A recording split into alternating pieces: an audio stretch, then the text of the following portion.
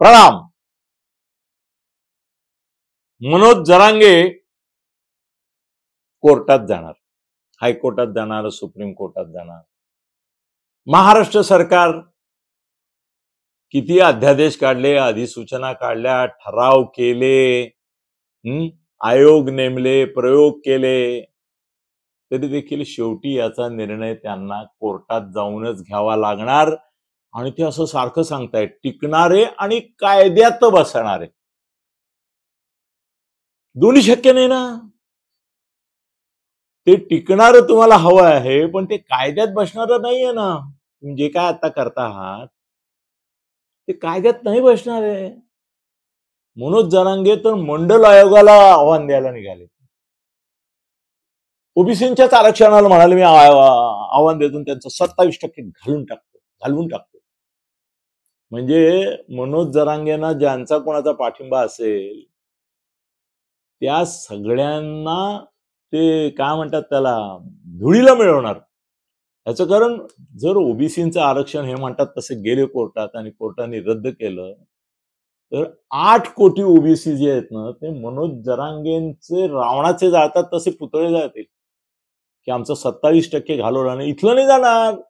All India हे 8 कोटी सोडा, देशामध्ये 60% ते 140 कोटी मध्ये, म्हणजे जवळजवळ 70 कोटी ओबीसी आहेत देशात. त्यांच्यासाठी खलनायक कोण? त्यांचं आरक्षण घालवणारा, मंडल आयोगाला चॅलेंज देणारा मनोज जरांगे. मनोज जरांगेंचा कोर्टावर विश्वास कधीपासून बसलाय मला कळतच नाही.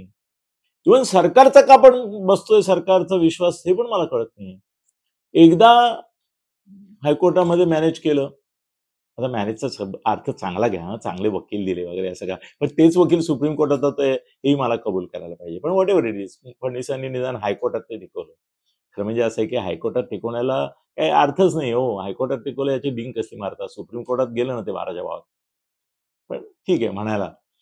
तर गोची अशी होणार आहे की कुठल्याही कोर्टात यांचा कुठलाही प्रयोग, प्रकल्प, प्रयत्न, अधिसूचना, सूचना, आयोगाचा अहवाल, शिंदे समितीचा अहवाल काही टिकणार नाही हो. आणि हे जरांग्यांना पण माहिती आहे. मग ते का सारखं म्हणतायत आमचा कोर्टावर विश्वास आहे? हा, ते शिवसेनेच्या उद्धव ठाकरे सारखं आहे की जोपर्यंत निकाल विरोधात जात नाही तोपर्यंत विश्वास, नंतर म्हणायचं लोकशाहीचा खून. ही पाळी जरांग्यांवर येणार आहे, सरकारवर पण येणार आहे. लिहून घ्या, कुठल्याही कोर्टात सरकार आणि जरांगे यशस्वी होणार नाहीत. धन्यवाद. स्फोट म्हणजेच YouTube चॅनल अनिल थत्ते गगनभेदी. खळबळजनक गौप्यस्फोट म्हणजेच YouTube चॅनल अनिल थत्ते गगनभेदी.